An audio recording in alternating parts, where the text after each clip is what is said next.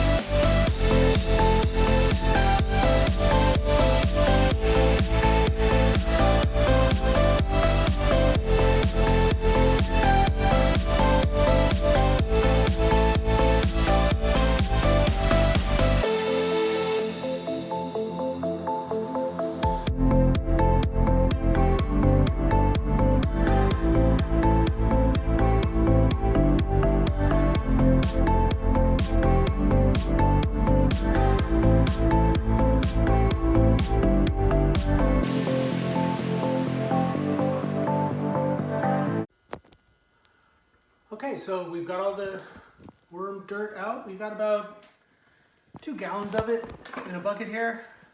Not bad. You can see it's almost ideal potting soil. And unlike other types of compost, we can use this as just straight potting soil. I could just put this in a pot and let a plant grow in it safely. Other types of compost might have too much nitrogen and would burn the roots. One thing that was interesting, I started pulling these little tabs out, and it took me a second to realize what these were. I'd been using cardboard as bedding, and the cardboard was all eaten, but these seemed to be the little bits of glue that was left over that the worms couldn't get through. So I pulled these out as I was harvesting. It took about 20 minutes to harvest.